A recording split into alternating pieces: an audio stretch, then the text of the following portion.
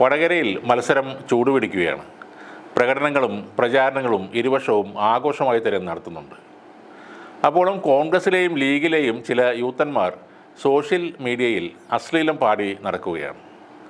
ഇപ്പോൾ ശൈലജ ടീച്ചർക്ക് 68 വയസ്സ് കഴിഞ്ഞു. അവർ ഒരു അമ്മ മാത്രമല്ല, മുത്തശ്ശിയുമാണ്.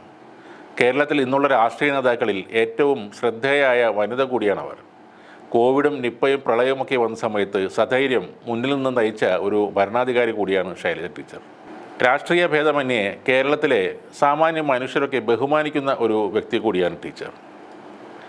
ഇപ്പോൾ സോഷ്യൽ മീഡിയയിൽ യൂത്ത് കോൺഗ്രസ്, ലീഗ്, സൈബർ അണികളുടെ വ്യക്തി അധിക്ഷേപത്തിൽ മനം നൊന്ത് ശൈലജ ടീച്ചർക്ക് ഒരു പത്രസമ്മേളനം വിളിക്കേണ്ടി വന്നിരിക്കുന്നു.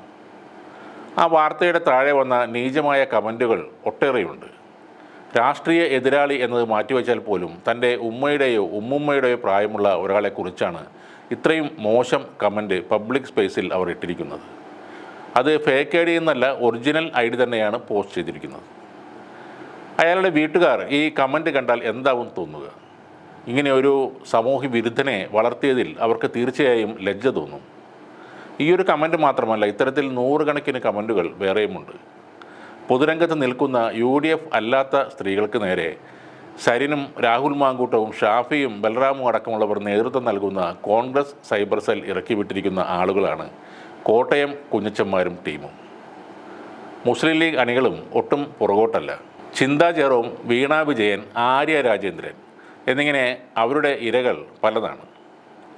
ഇപ്പോൾ അതിൻ്റെ ഏറ്റവും വൃത്തികെട്ട രൂപത്തിൽ അവർ ഒരുമിച്ച് ശൈലജ ടീച്ചറെ ആക്രമിക്കുകയാണ്. വടകരയിൽ LDF ജയിക്കുമെന്ന ചിന്ത അവരെ ഭ്രാന്ത് പിടിപ്പിക്കുന്നു. അതിൻ്റെ പ്രതികരണമാണ് സോഷ്യൽ മീഡിയയിൽ തെറികളായി പുറത്തേക്ക് വരുന്നത്. ഇതിനൊക്കെ കുറേ മാധ്യമങ്ങളുടെ പിന്തുണ കൂടി ലഭിക്കുന്നുണ്ട്. ഇലക്ഷൻ വരുമ്പോൾ രാഷ്ട്രീയം പറഞ്ഞാണ് മത്സരിക്കേണ്ടത്.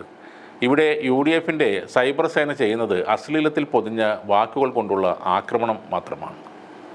തീർച്ചയായും സോഷ്യൽ മീഡിയയിൽ രാഷ്ട്രീയം പറഞ്ഞ് തർക്കങ്ങൾ ഉണ്ടാവും. അതിൻ്റെ പേരിൽ ചീത്തവിളിയും പലപ്പോഴും നടക്കാറുണ്ട്. പക്ഷേ ഇത്തരം മ്ലേച്ഛമായ ലൈംഗികത നിറഞ്ഞു തുളുമ്പുന്ന ചീത്തവിളികൾ ഏറ്റവും കൂടുതൽ നടത്തുന്നത് ഈ വിഷയത്തിൽ നന്നായി പരിശീലനം ലഭിച്ചു വരുന്ന യൂത്ത് കോൺഗ്രസിൻ്റെ അണികൾ തന്നെയാണ്. അവരുടെ കൂടെ ഇപ്പോൾ ലീഗിൻ്റെ അണികളും ചേർന്നിട്ടുണ്ട്.